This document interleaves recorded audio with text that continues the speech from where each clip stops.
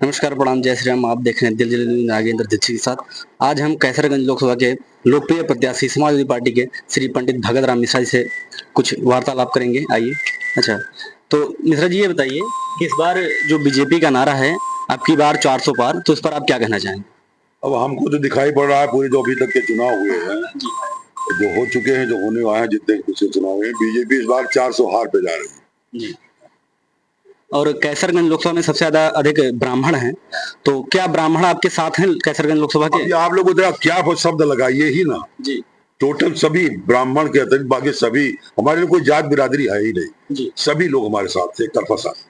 और बीजेपी के मतलब जो भी प्रत्याशी हैं कैसरगंज से, करण मुशर्रफ जी, वो तो कह रहे हैं कि इस बार हम 5 लाख वोटों से जीतेंगे। अब जैसे मोदी जी नारा लगा रहे हैं 400 पार, तो अपने जमान से कोई कुछ भी कर सकता है, हम उसके उनके बारे में कोई कमेंट नहीं करेंगे। लेकिन मैं आपको बता रहा हूँ कि हमारे कैसरगंज लोकसभा में विरोधी जितने भी प्रत्याशी हैं उनकी जमानत जब्त करा देंगे।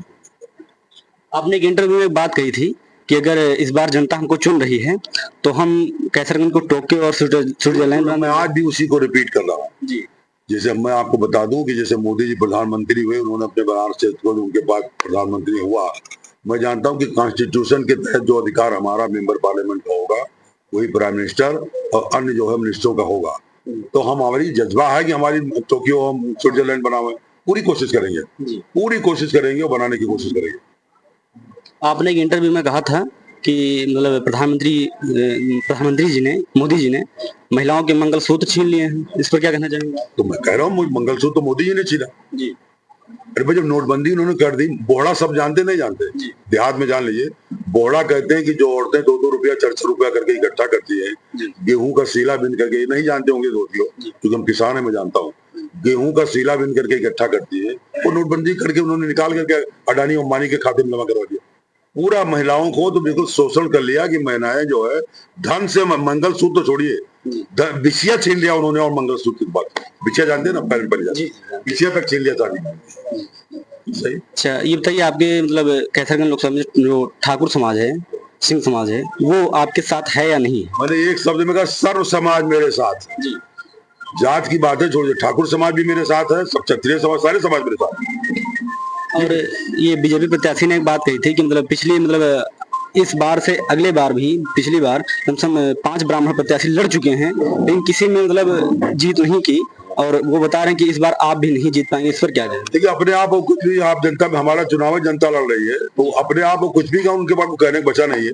हमारा इस पे कोई कमेंट नहीं। हम ये पक्का कर चुके हैं, कोई भी आज की तारीख में या हमारे हिंदुस्तान में जितने भी मेंबर पार्लियामेंट लड़ रहे हैं, सबसे ज्यादा अधिक मतों से जीत जो है भगत राम मिश्रा की, समाजवादी पार्टी के प्रत्याशी की है। इस बार आप बहुमत से अपनी सरकार बना रहे हैं? बिल्कुल बहुमत से सरकार बनी। तो मतलब उत्तर प्रदेश में कितनी सीट निकल जाएंगी?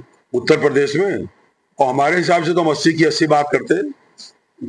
80 की 80 मतलब ऑन स्पॉट 80 की 80 बात। 80 की 80। अच्छा, आप ये श्रावस्ती की सीट पर क्या कहना चाहेंगे? श्रावस्ती की सीट हमारे हमारे मंडल की चारों सीटें जीत, जब 80 कह रहे हैं तो श्रावस्ती 80 आती है ना। 80 की 80। एक बात ये बताइए कि मतलब 3 दिन बचा हुआ है चुनाव के लिए, तो आपका जनता पर क्या मैसेज जाएगा? मेरा जनता पे जो 3 दिन मैंने जनता में कह दिया है कि 3 दिन चुनाव, 4 दिन चुनाव बाकी है। हमारे चुनाव की लड़ाई जो है, जो हमारा चुनाव का संचालन है, जनता कर रही है। मैंने पूरे अपने लोकसभा क्षेत्र कैसरगंज के जनता, मैं जनता नहीं कहता हूँ, जनता तो राजनीतिक भाषा है, मैं कैसरगंज के लोगों को अपने परिवार का साथी कहता हूँ, जो हमारे परिवार के साथी हैं। 3 दिनों मेरा चुनाव लड़ना है, अगले 5 सालों तक मैं उनकी सारी लड़ाई लड़ूंगा। संदेश आपको 100% विश्वास है कि इस बार सीट हमारी निकल रही? नहीं, 100 और आगे, 100 से भी ज्यादा। अब उसमें अब मोदी वाली भाषा बोल जाए 100 के पार तो नहीं है। 100% मुझको विश्वास है, 100% विश्वास। चलिए, ठीक है, धन्यवाद।